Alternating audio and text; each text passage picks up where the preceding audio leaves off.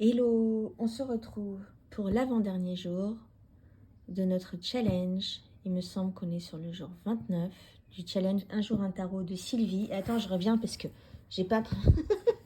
C'est pas très loin. J'en ai pas pour longtemps. Je suis là pour récupérer tout le matos pour te le montrer. Et nous sommes sur l'inattendu aujourd'hui. Je t'avais parlé dans une précédente vidéo que je m'étais mis une règle quand j'achète un jeu à l'étranger, que si les frais de port plus les frais de douane plus le jeu en fait va me revenir plus cher que ce que je me suis établi comme budget, je vais pas le chercher et j'attends un jour que quelqu'un le vende sur un groupe, sur je ne sais pas, Vinted, en occasion, qui soit proposé et puis je sauterai sur l'occasion. Et donc ce jeu, je l'attends depuis très longtemps. Parce qu'il a un truc spécial. Donc son thème déjà est spécial. L'artiste est spécial. Elle est très aimée dans le milieu tarologie.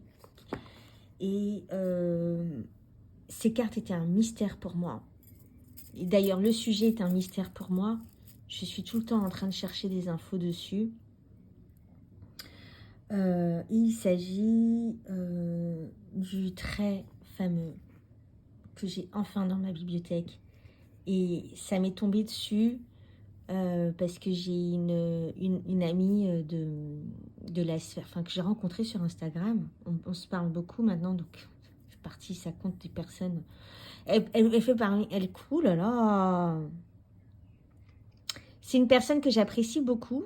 Et un jour, comme on discute beaucoup, elle connaît mes goûts, etc.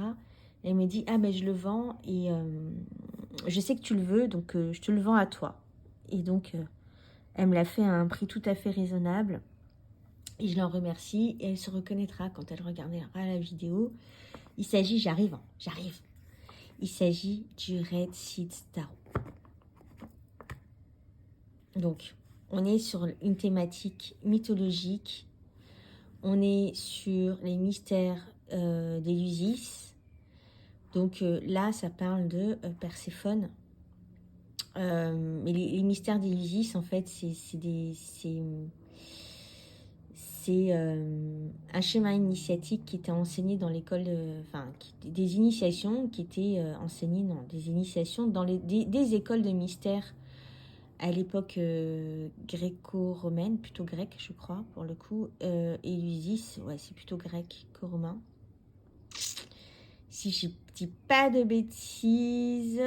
Et donc voilà. Donc ce jeu, je l'ai attendu, je l'ai voulu et je l'ai eu.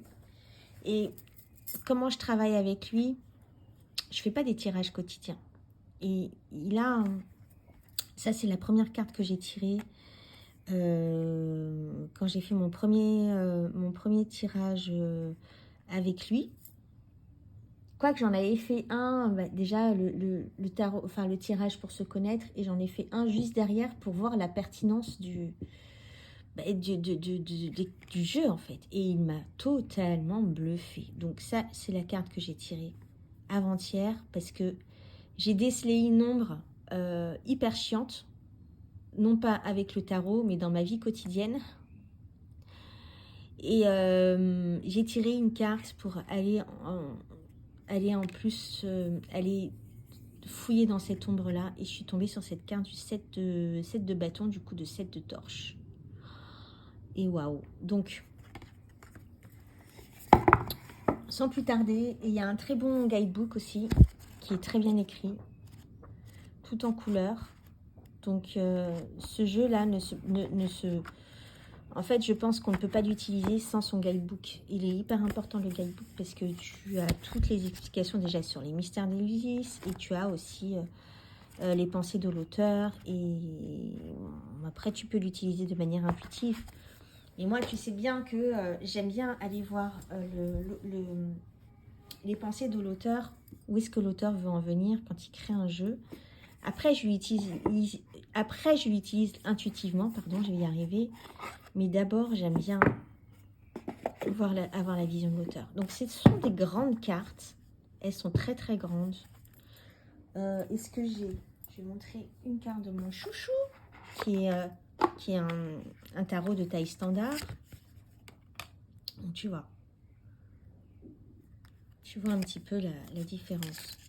Donc, ce sont des cartes très, très grandes et j'adore les grandes cartes. J'adore les grandes cartes. Et donc, on est sur la thématique des mystères d'Ilusis. Donc là, on a les vessels pour les coupes.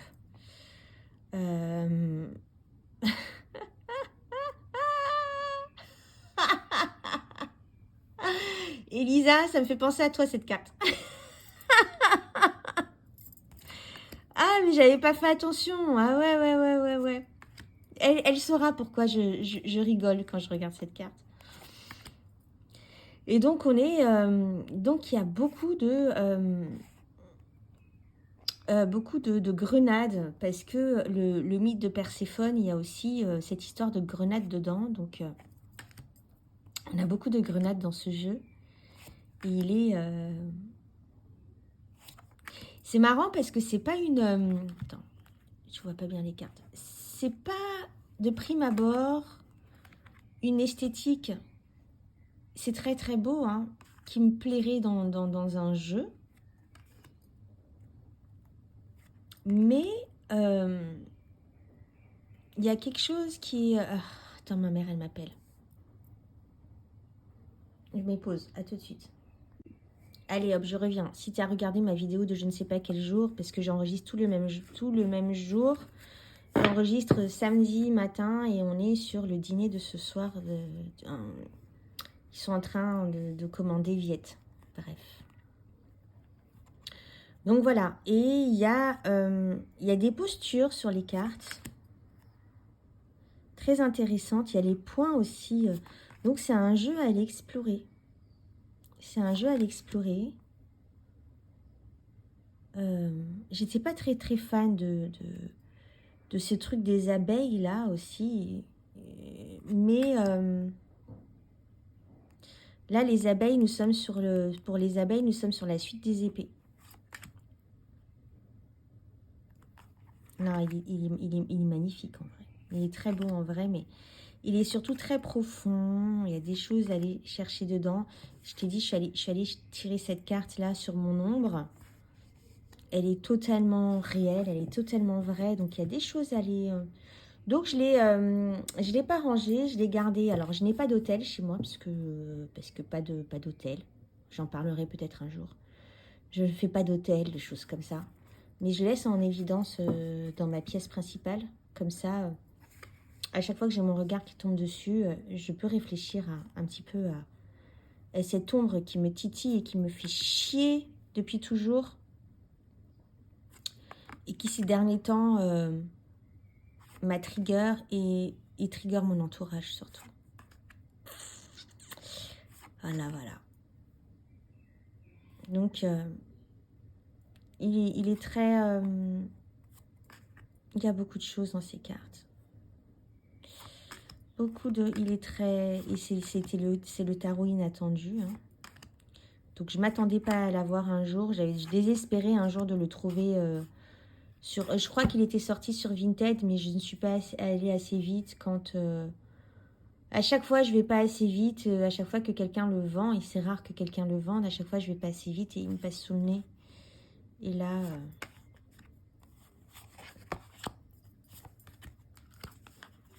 il est arrivé au moment opportun.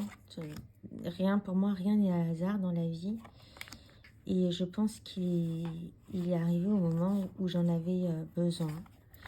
Donc, pour le coup, ça c'est...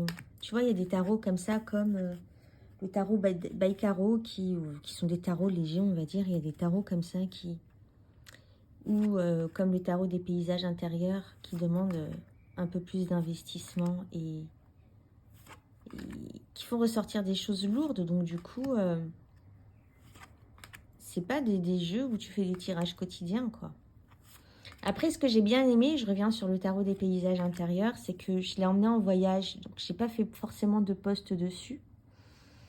Mais j'ai beaucoup tiré les cartes dans la ville. Et nous étions sur une ville médiévale. Donc il s'est passé beaucoup de choses dans cette ville. Et les cartes sombres m'ont sorti des trucs durs, quoi. Faut savoir qu'il y a aussi un musée à Bruges, il y a un musée de l'horreur, pour moi, le musée de la torture. Je ne suis pas allée les visiter.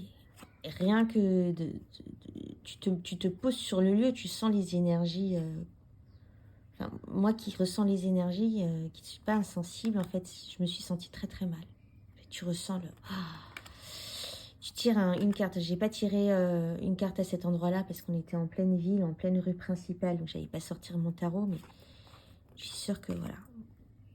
Et tarot des paysages intérieurs, je l'ai utilisé dans cette ville pour sentir les énergies de la ville et c'était très juste. Je reviens à mes moutons sur le Red Seed Tarot. Et donc, c'est un jeu profond. Tu tires une carte de temps en temps et tu restes un petit peu avec. C'est moi, le sentiment que j'en ai. C'est pas un jeu où tu vas faire un tirage quotidien. C'est un tarot qui te permet d'avancer et de te découvrir petit à petit. Ah oui, ça c'est une des cartes que j'ai tirées pour le tirage de la connaissance et je suis tombée dessus. Le 6 d'épée. Donc tu vois, le 6 d'épée, on n'est pas sur un bateau qui s'en va, on est sur une personne qui est enfermée. Alors c'est un rite initiatique, hein, ça. Qui est enfermée pour découvrir la mort. Donc qui est enfermée dans un espace étriqué, sombre. Un tombeau peut-être, un truc comme ça. Enfin bref, ça fait partie des initiations, hein, des écoles des mystères. Donc, ça peut être très traumatique. Ça peut être très traumatique. Il y a beaucoup de sujets sur les traumatismes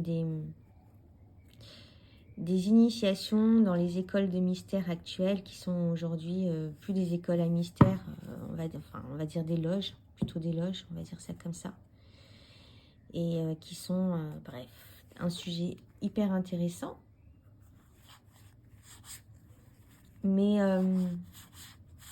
qui sont aujourd'hui, comment dire, une mise à jour des écoles des mystères de l'Antiquité, qui peut faire polémique parce que comment c'est utilisé, à quelle fin c'est utilisé, etc. Je parle des rites initiatiques. Hein. Bref, voilà.